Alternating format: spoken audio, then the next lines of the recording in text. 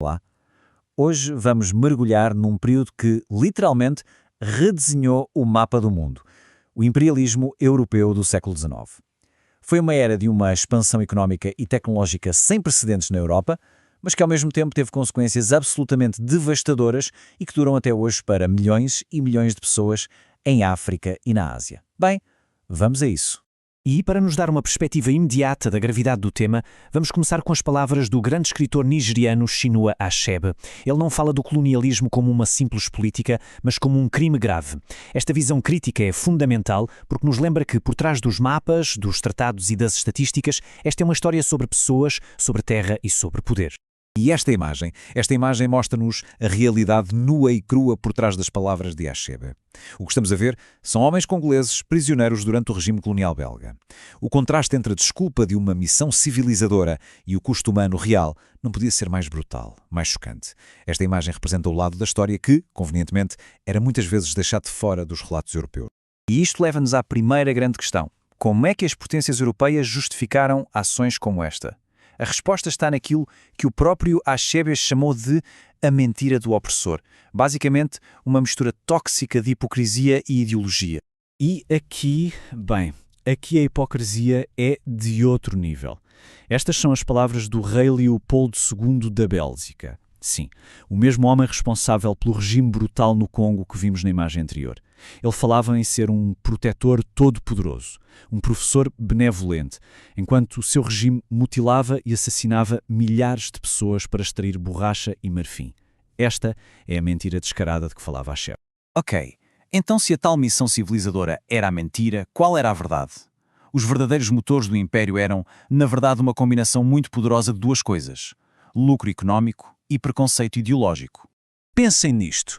A segunda revolução industrial na Europa criou uma máquina económica com um apetite insaciável.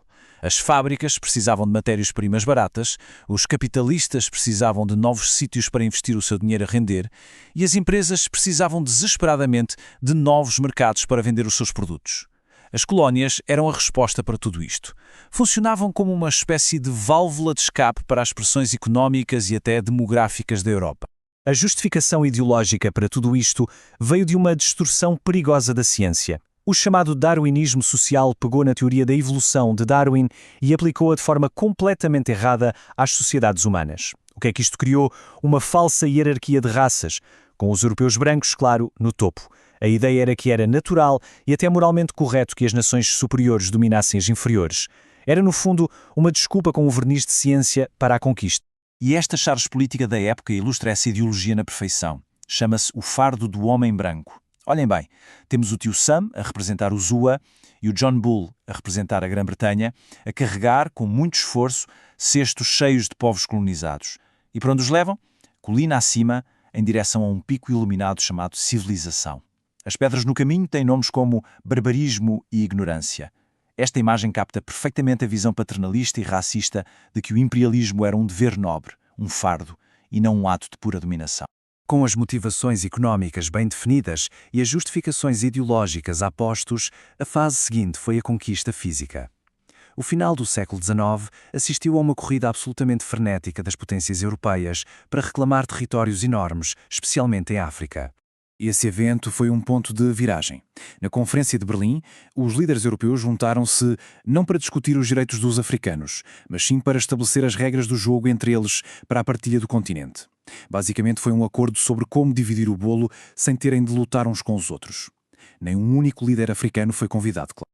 E este mapa mostra-nos o resultado. Em poucas décadas, quase todo o continente africano foi retalhado e colonizado. O ponto-chave aqui é que estas fronteiras foram desenhadas em salas de reuniões em Berlim, Paris e Londres, com um desprezo total pelos grupos étnicos, reinos e estruturas sociais que já existiam. Foram desenhadas linhas retas sobre paisagens culturais complexas, um ato que viria a ter consequências violentas por gerações.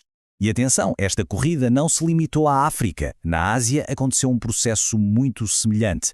A Grã-Bretanha consolidou o seu domínio sobre a Índia, a França tomou a Indochina, os holaneses controlaram a Indonésia e até o Japão, depois da sua rápida industrialização, juntou-se esta corrida imperialista, conquistando territórios como Taiwan.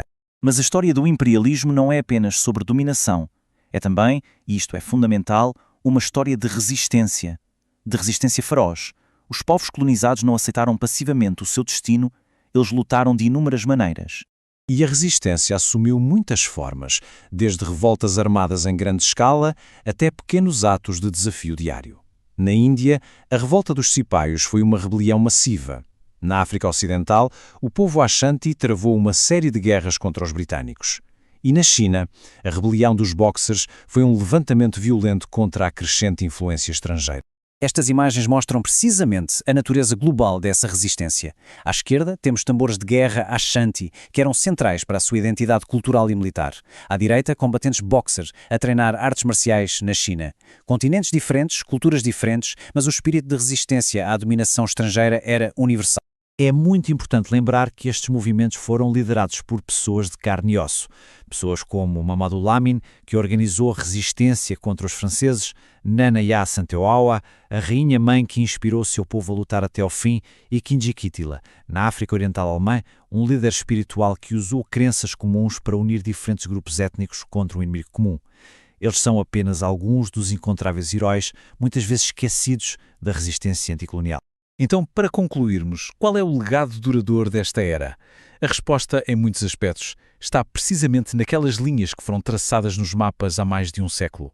Sumindo os pontos-chave, o imperialismo do século XIX foi um sistema construído sobre a procura de lucro justificado por ideias racistas.